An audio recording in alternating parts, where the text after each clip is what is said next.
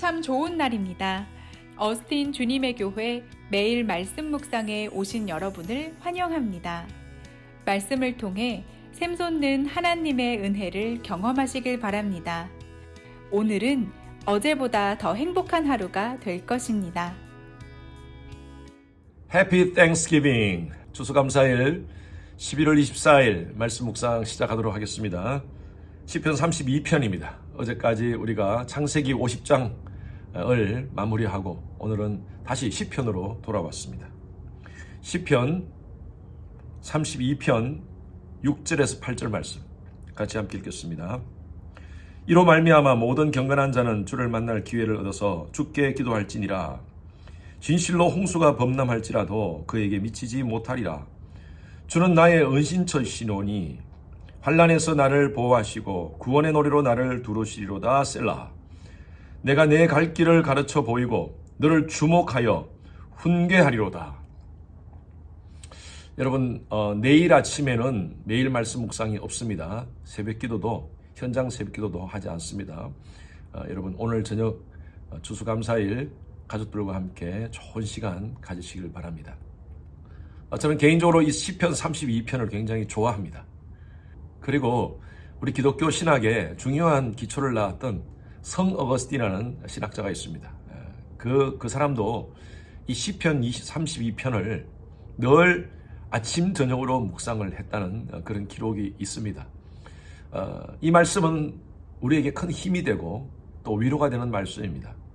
추수감사일 아침에 우리가 이 말씀을 묵상하는 것은 우연이 아니라 하나님의 특별한 또 섭리가 있지 않나 생각됩니다. 오늘 말씀 6절 말씀 한번 보십시오. 이로 말미암아 모든 경건한 자는 주를 만난 기회를 얻어서 라고 표현되어 있습니다. 경건한 자가 누굽니까? 이 세상에 의인이 누굽니까? 도덕적으로 죄짓지 않고 윤리적으로 아무 문제가 없는 사람, 그런 사람이 의인일까요? 아닙니다. 도덕적으로 윤리적으로 깨끗하게 산다 할지라도 하나님 앞에서는 우리 모두가 죄인입니다. 그런데 하나님께서 예수 그리스도의 십자가의 은혜로 말미암아 저와 여러분들을 의인으로 인정해 주셨습니다. 이것을 justification, 칭의라고 그렇게 표현합니다. 저와 여러분들, 예수를 주라 고백한 저와 여러분들은 하나님의 은혜로 말미암아 의인의 삶을 살고 있습니다. 늘 제가 여러분들에게 말씀드렸다시피 우리는 하나님 앞에 설 때에 죄인으로 서야 됩니다. 그러나 하나님은 우리에게 의인이라고 innocent가 아니라 not guilty라고 그렇게 하나님이 인정을 해 주신 거죠. 이건 법정 선언하고 똑같습니다. 죄가 있음에도 불구하고 그 죄를 다 없이 해 주겠다라는 선언입니다. 오늘 말씀 1절 한번 보십시오. 허물의 사함을 받고 자신의 죄가 가려진 자는 복이 있도다. 저와 여러분들이 이런 은혜를 받았다는 것이죠. 허물이 있고 죄로 말미암아 영원한 사망 가운데 있어야 될 존재가 하나님께서 가려주셨다는 거예요. 무엇으로요?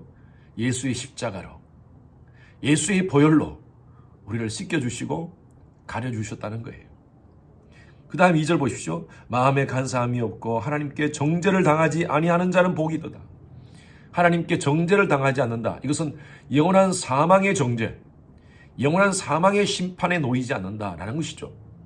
나 보내신 이를 믿는 자는 영생을 얻었고 심판에 이르지 아니하나니 사망에서 생명으로 옮겼느니라. 저와 여러분들은 예수를 믿음으로 말미암아 영생이라는 선물을 받았습니다. 영원한 생명을 갖는 것보다 더 큰 복이 어딨겠습니까? 짧은 인생에 돈이 많은 부자로 살아요? 그것이 복일까요? 예, 그것도 좋겠죠.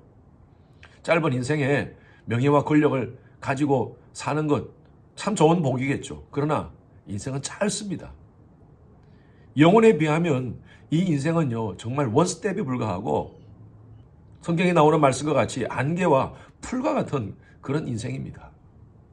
영원한 사망에서 영원한 생명으로 옮겼다는 것은 이보다 더 큰 복이 없다는 것이죠. 그러니까 1절 말씀과 2절 말씀의 마지막은 똑같습니다. 복이 있도다. 복이 있도다. 저와 여러분들은 복받은 존재입니다. 이 복 있는 자들은 어떻게 살아야 되느냐? 오늘 다시 6절 말씀 다시 돌아와서 모든 경건한 자, 바로 이 놀라운 하나님의 자녀의 정체성을 가진 자들은 주를 만난 기회를 얻어서 주께 기도할지어다. 항상 하나님과 친밀감을 갖는 그런 기도의 시간을 가지라는 것이죠. 여러분, 기도는요, 우리가 하나님께 무엇을 아뢰는 시간이 아니라 하나님께 가까이 하는 시간입니다. 사람도 자꾸 만나야지 친해지지 않습니까? 마찬가지로 하나님과 자꾸 만나야지 하나님과 친해지는 거예요. 예수의 보혈로 말미암아 구속받은 자들은, 경건한 자들은 하나님과 가까이 하는 기도의 삶을 살아야 된다는 것이죠. 하나님은 그런 자들에게 두 가지를 약속해 주십니다. 그 다음 보십시오. 진실로 홍수가 범람할지라도 그에게 미치지 못하리라. 7절 말씀 보십시오. 주는 나의 은신처이시오니 환난에서 나를 보호하시고 구원의 노래로 나를 두루시리로다. 셀라. 여러분, 셀라라는 말은 우리 음악 악상에 크레센토, 디크레센토, 포르테, 포르테시모, 또 심지어 포르테시시모 뭐 이런 것도 있지 않습니까? 바로 셀라가 바로 그겁니다. 포르테입니다. 포르테.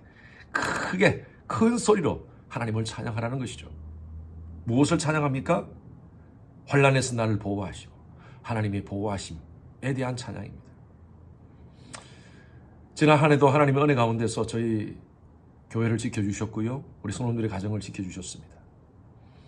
오늘 하루를 지나면서 늘 우리가 생각할 것은 이 감사절에 하나님의 보호하심을 찬양합시다.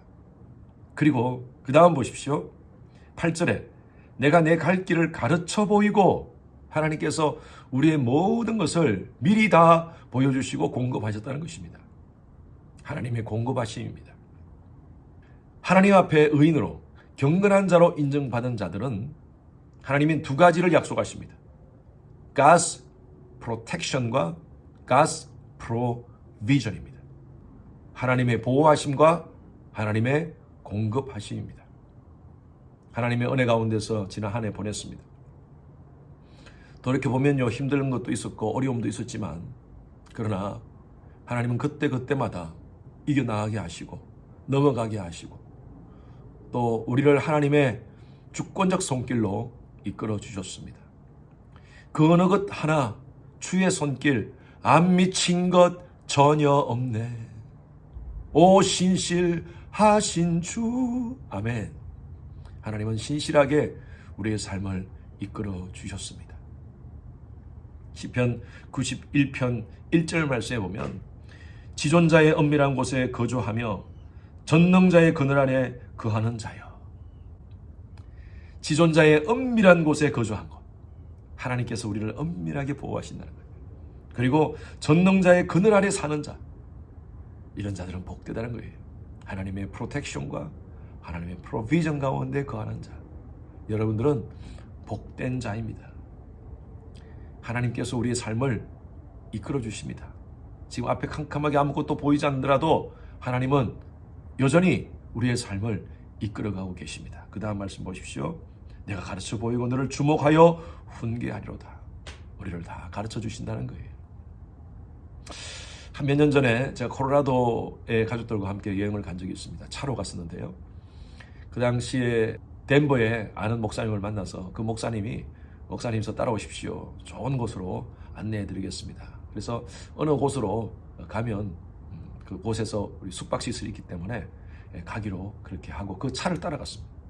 그런데 밤 한 8시에 출발을 했는데 한 1시간 정도 하면 도착할 수 있는 거리인데 거의 한 4시간을 캄캄한, 그날은 달빛도 별로 없었어요. 그리고 도로도 그렇게 썩 넓은 도로가 아닌 그 도로를 콜로라도 그 로키 마운튼, 그 로키산을 계속 달려는 거예요. 저희들은 아무 차도 보이지 않고 앞에 있는 그 차만 따라가면서 마음에 두려움이 있었습니다. 우리가 지금 제대로 가고 있는 건가?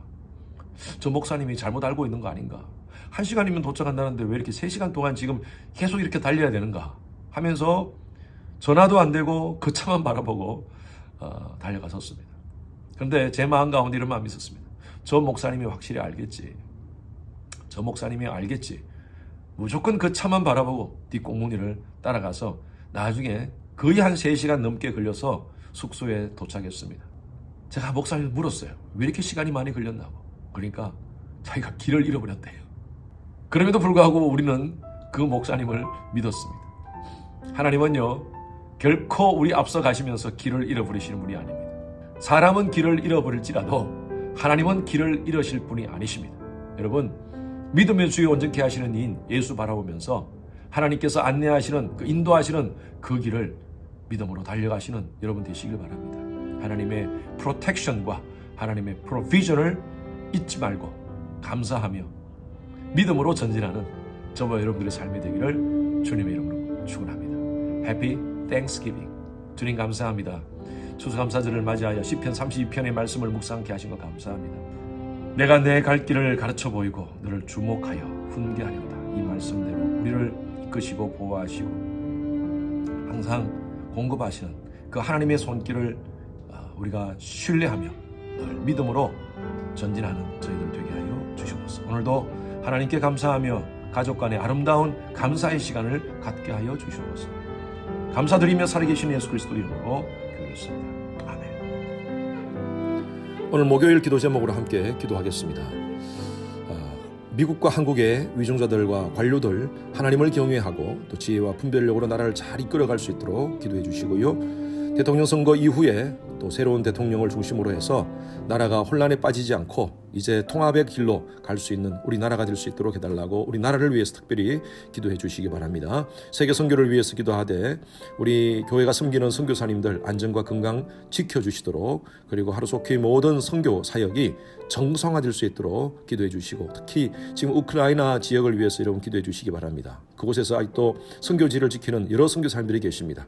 선교사님들의 안전과 또 그들의 사역 위에 하나님께서 불쌍히 보시고 또 이 모든 상황이 평화롭게 모든 것들이 다 끝날 수 있도록 해달라고 기도 부탁드립니다. 우리 선교사님들을 위해서 기도하실 때에 윤성철 선교사님, 또 김영수 선교사님, 김영섭 선교사님 사역을 위해서 함께 기도하시겠습니다.